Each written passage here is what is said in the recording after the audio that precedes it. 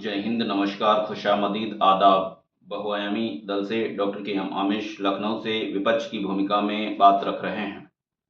साथियों, सोचकर आश्चर्यचकित कर देने वाली बात सामने निकल कर आ रही है।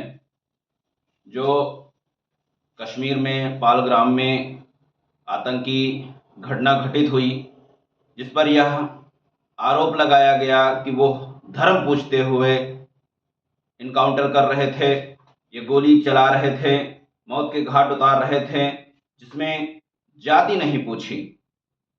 शायद यह वर्तमान बीजेपी सरकार की तरफ से कांग्रेस को दिया गया एक जवाब हो, जिसमें कांग्रेसी और विपक्षी दलों की तरफ से जातिगत जनगणना की मांग की जाती रही हो।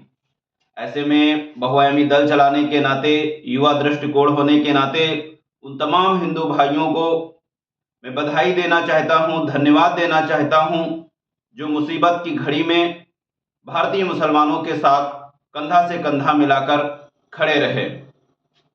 माहौल उग्रवादी, तनाववादी, अराजकतावादी चलाने का था, जिसमें मौजूदा नाकाम हुआ। ऐसे में जो कार्टून चलाया गया, जरूरत से ज्यादा ब्लड बहाया गया, उसको लेकर मैं भी बहुआयामी पार्टी परिवार इसकी निंदा करती है कि पहलगाम कश्मीर में धर्म पूछकर गोली मार दी गई। इसके साथ साथ में भारत में जाति पूछकर कौन कौन से कार्य हो रहे हैं, आपके समक्ष रखना चाहूंगा। निवेदन करता हूं, चिंतन मनन करें। जहां जात पूछकर गोली मार दी जाती है, क्यों? जात पूछकर ही बारातें पीटी जाती हैं, बारात में दूल्हे को मारा जाता है, क्यों? जात पूछकर ही रेप कर दिया जाता है, क्यों? जात पूछकर ही सामाजिक बहिष्कार भी कर दिया जाता है, ऐसा क्यों? जात पूछकर ही दाखिले लिए जाते हैं स्कूलों में, ऐसा क्यों? जात पूछकर ही इंटरव्यू से बाहर कर दिया जाता है, क्यों? जात पूछकर ही खटिया पर बैठने दिया जाता है, ऐसा क्यों? जात पूछकर ही घोड़ी से उतार कर मारा पीटा जाता है, ऐसा क्यों? जात पूछकर ही अन्याय किया जाता है, ऐसा क्यों? जात पूछकर ही न्याय दिया जाता है या नहीं कि दिया जाता है, ऐसा क्यों? जात पूछकर ही प्रमोशन और डिमोशन दिया जाता है, ऐसा क्यों? जात पूछकर ही पुलिस स्टेशनों पर धाराएं बढ़ा दी जाती हैं, ऐसा क्यों?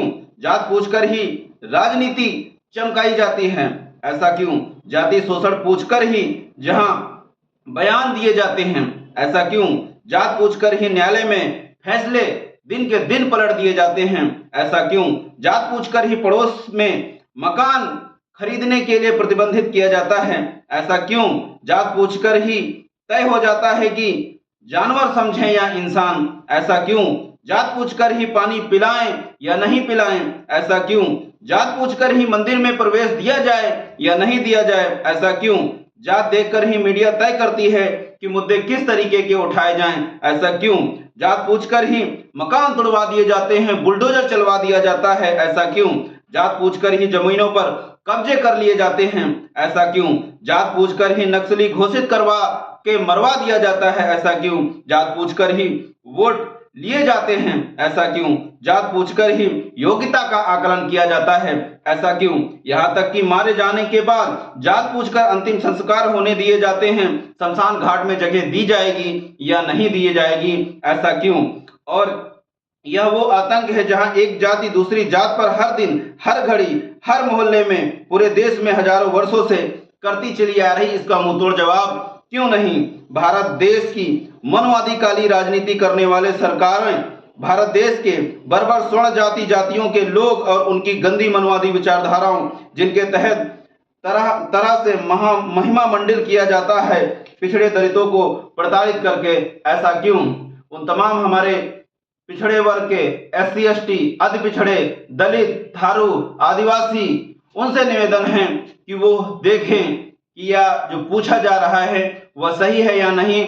उनको निर्णय लेना है। वो सावरकरवादी, मनवादी, गोडसेवादी सोच के साथ जाना चाहते हैं या वर्तमान जो है मुगलवादी टीपू सुल्तान की सोच के साथ जाना चाहते हैं।